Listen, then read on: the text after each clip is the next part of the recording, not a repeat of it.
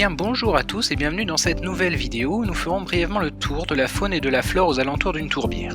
Mais je ne serai pas seul à vous expliquer la biodiversité de ce lieu puisque pour cette vidéo je serai accompagné par l'association des étudiants de Lyon en biologie des organismes. C'est une association à laquelle j'appartiens et dont le but principal est le partage des connaissances naturalistes. En effet, avoir des connaissances c'est bien mais les partager c'est encore mieux. La biodiversité spécifique d'une tourbière est quand même relativement particulière et bien souvent fragile car concentrée dans ce lieu si particulier. Si vous voulez en savoir un peu plus sur l'écosystème tourbeux, je vous renvoie à l'épisode 3 de ma série sur écosystème où je vous présente succinctement le fonctionnement d'une tourbière. Lors de notre expédition, la tourbière avait souffert de la sécheresse estivale relativement importante affectant pas mal la biocénose, mais nous avons eu quand même quelques bonnes surprises. Je vous laisse donc avec la vidéo qui a pour but à la fois de vous sensibiliser sur la tourbière, mais aussi de vous montrer l'importance du partage des connaissances. Alors bon visionnage et n'oubliez pas, partagez ce que vous savez.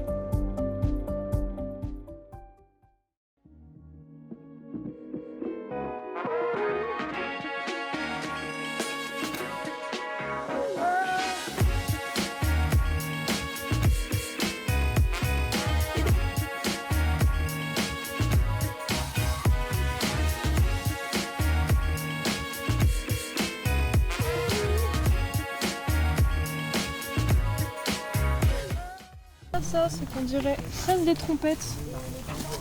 C'est vrai. De la mort. Mais séchées. Oui. Ben, sans nom, je crois. Mais du coup, là, il a dit qu'il n'y avait pas d'araignée là-dedans.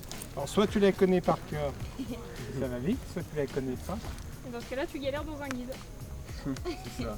Et en fait, tu as deux types de flore. Tu as celles qui ont une clé d'identification où tu as plein de questions pour te référer vers une plante, et tu as celles plus simples où tu es classé par couleur de fleur. Le problème, c'est que j'ai pas la fleur, donc ça va être compliqué.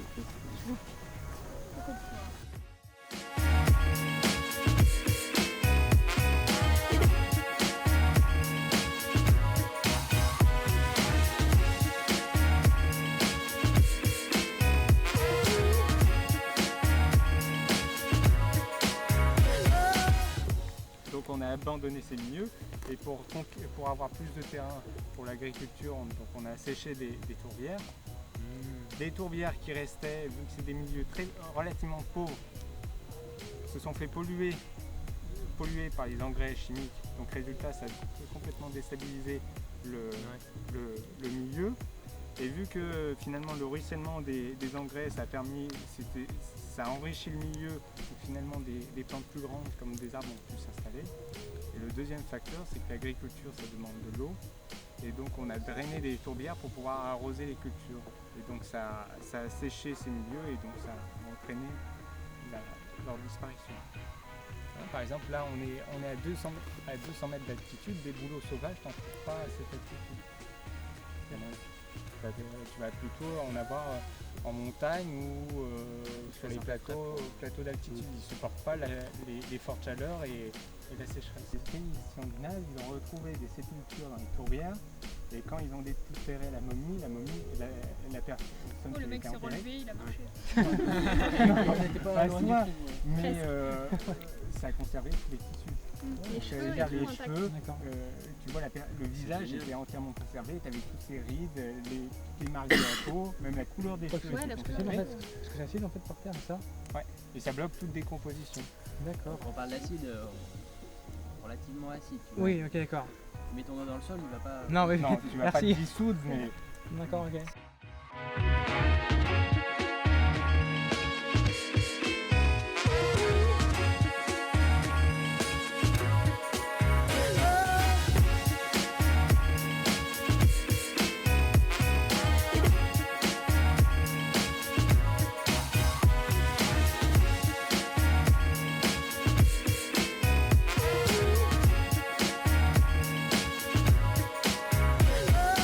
Couleur, l'œil. On va voir. Plutôt doré. Non, Oula. Ouais, il est un Le peu tour est jaune, cuivré. le tour est cuivré. La bouche est de quelle couleur? C'est blanc. Elle tourne en fait. Ok. Mais regarde. Mmh. Non. Pas des yeux. Ouais, c'est vrai, grande ouverte. C'est commun. Ouais. Mais c'est mignon quand même. Parce que c'est pas minéral. D'accord, c'est organique. Hein. Exactement. Comme là-bas en fait. Exactement. Sauf que là-bas c'est pas assez Là, c'est- vieux, j'ai envie de dire. Exactement, c'est que là il y a plus de couches, en fait il y a plus d'épaisseur. Voilà. Et vu c'est que et l'eau est là-dessus plus justement, tu limpide. vois, Ouais. la tourbe fait que il y a l'avancée de la forêt blanche quoi. D'accord. Parce que justement c'est ultra riche en matière organique. Donc, on a